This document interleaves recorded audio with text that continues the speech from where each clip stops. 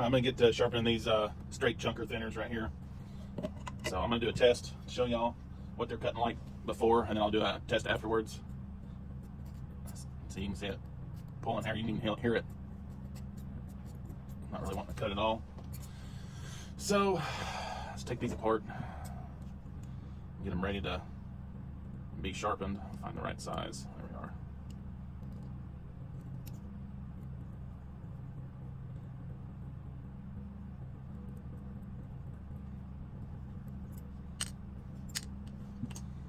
I'll pick from my washer. There was 2 of them in there. Alright. Alcohol spray. Clean them off. So there's no gunk left on them.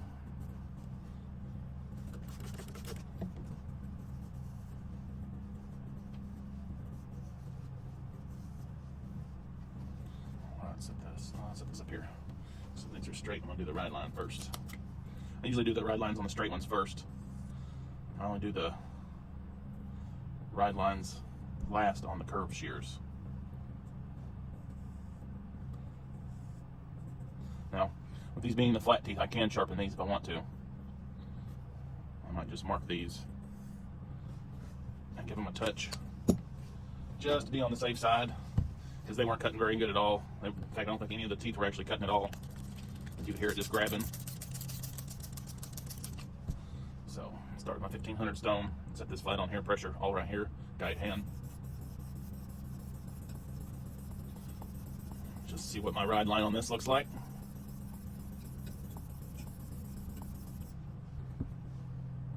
See, I've got a ride line all the way up here, but it's not touching these red teeth down here.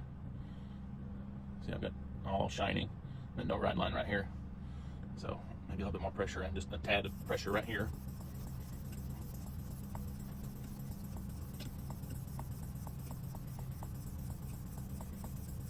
You can kind of start to tell when you get down to touching that ride line, because you start seeing the grooves in or the marks in the water that it's touching there. So now I'm pretty sure I'm at a ride line. See, it's starting to make its way down, but I don't like all that material on there, so I'll get most of that off, re-wet it, and start again.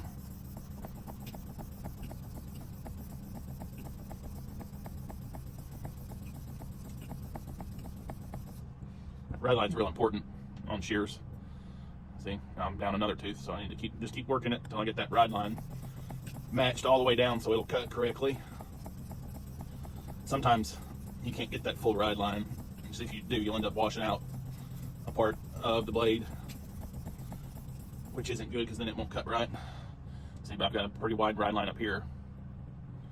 I'm just now starting to catch this 4th tooth. About to finish on this 5th one. So.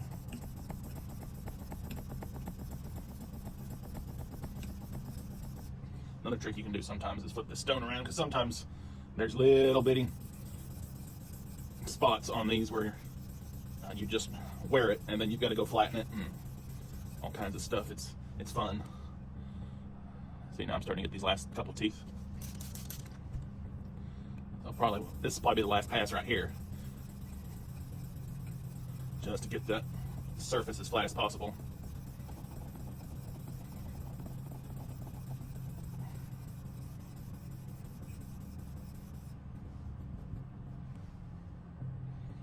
See, it's starting to wear away at that red down there.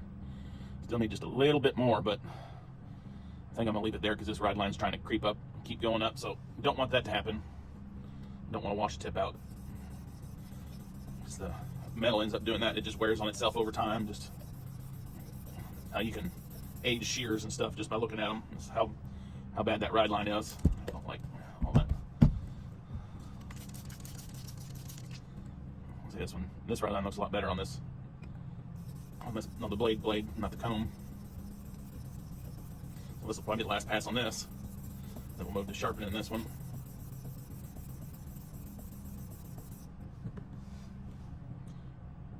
Yeah, that'll work. So you can see all these little spots right here. That's where those teeth actually come into contact with the blade. And you can work those down some. It's just that's where the corners of those teeth touch. That's where they initially line up on that blade. Yeah, see, It's pretty smooth. There's still a couple little spots right here, but this ride line looks pretty good, so I'm gonna leave it there. And then move on to sharpening. So pull this out. Set this at a 35. See if that's the correct angle, because a lot of these thinner shears are cut in at a 35. Some are different. It just depends. Let's see. I can tell you now, I can see kind of a little bit of a gap down there, so that's probably not going to be the right angle on that tip. Yeah, see, I'm way back, so it's a steeper angle. So I'll go to a 30. I just move it up 5 degrees at a time until I find the correct angle, unless I know it's real off. And then I'll move it like 10 degrees at a time. See, it's still back, so maybe 5 more. That takes it to a 25. I can tell from looking at this blade that's pretty close. Yep, so I've got it back here, but the tip got just a little bit of red, just ever so slightly right there. So I'm going to move it probably 1 or 2 degrees and then test it. That should get it. It was just that tip that was bad. So yeah, that's got it. So I'll turn this on and start my sharpening process.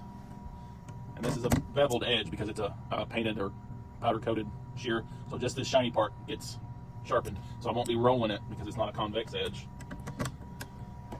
So I'll just be setting it on here at that angle. And moving it back and forth just like this, just a couple times. See if I get a burr. Check for burr. I got a small burr on some of it, but not all of it, so I'll just keep going.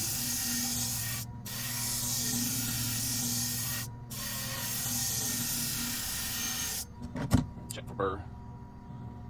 Alright, I've got a burr down the whole thing, so I'll stop there.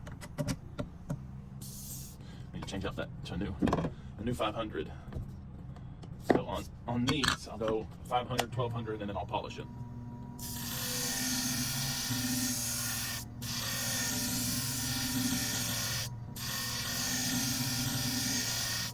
The higher grit refines the scratches, makes it a nicer edge. So I'm done with that 1200. So now I'll take this, back it up a couple degrees, tighten it back down, put it in here, my polishing pad, my diamond spray.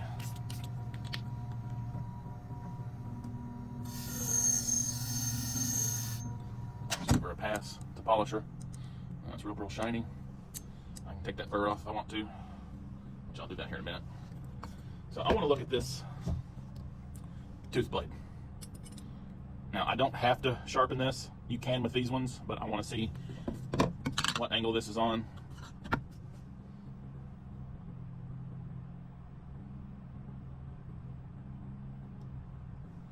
So put that in there. Yeah, I can tell that's going to be a more steeper angle because I'm just looking at it, so I'm not going to even try and scratch it. So I'm going to go to it's 35, 30, 25, 20. I'll go to a 15 degree angle and see if that is close. So it looks close. Let me just do a scratch test on it.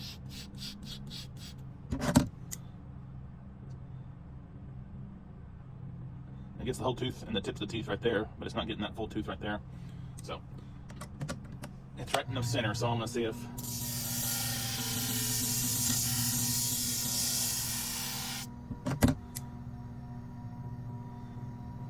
this just this little bit will help out a little bit, because this thing was not cutting whatsoever.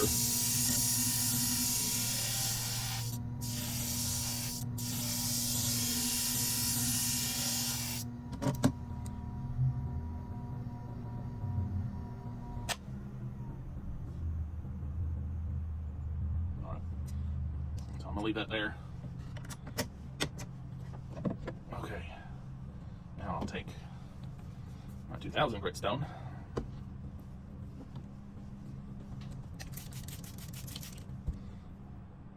get the burr off of these, and then polish it a little bit.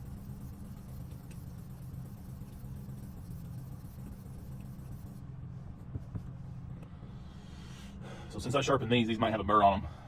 So I'm just gonna pull this.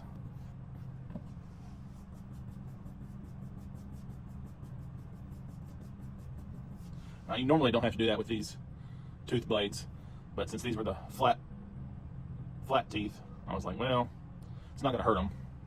If it's the teeth that have the little grooves in them, do not do this. You will ruin that blade.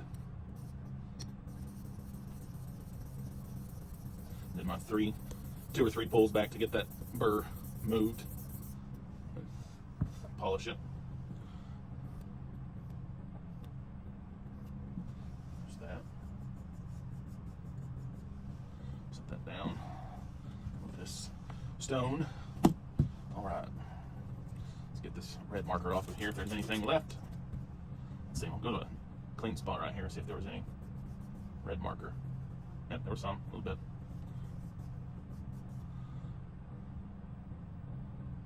All right, get it off of this one. Now these are usually real finicky just because they have teeth, so I usually will pull this. You can see all that red that was coming off these teeth.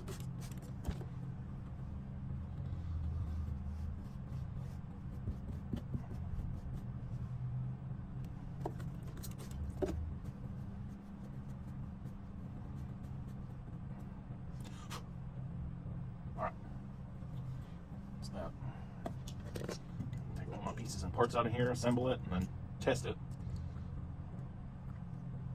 2 washers, my clicker plate, and my screw. Stack them off, get them a little bit drier. So I'll take my 2 washers, put them on round hole square peg.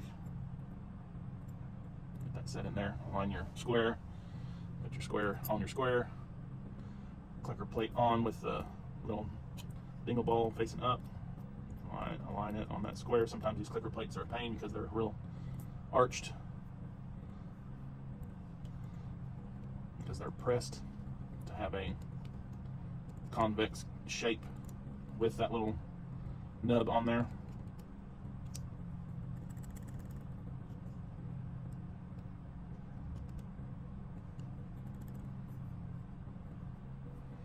Spread apart, pinch together, open.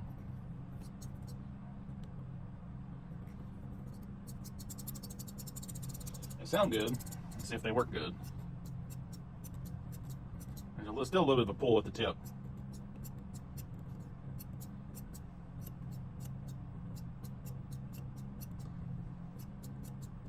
Which I believe is being worked out. So since they have just a tiny bit of a pull, let me try something. And that could be because this ride line is way up. Let's see.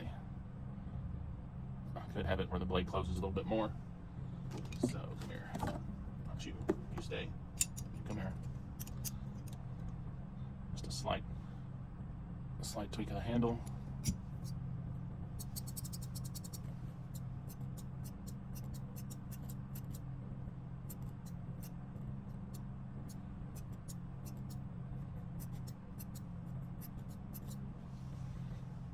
Still not liking it 100%.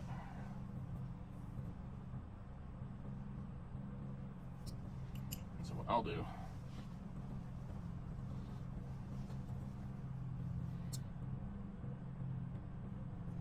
let's look at this blade and see why it might not be wanting to do that.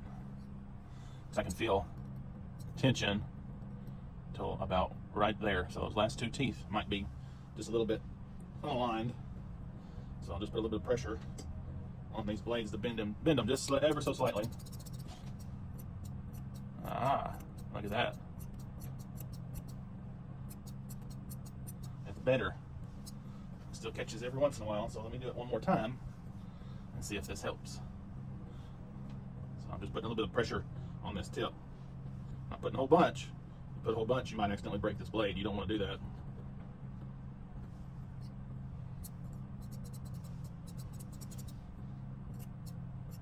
Oh yeah. Yep, that's it right there. So that's these sharpened and realigned. A lot of times I have to realign the shears and chunkers for groomers because they, like I said, they get knocked off their tables and stuff and dropped. Because working with animals is not quite the same as working with people. Sometimes you can have a little bit of control over a person, which they know better to, you know, knock stuff in the floor. If they do, they know it's a big accident. Where animals, they're just being animals. Sometimes they don't know.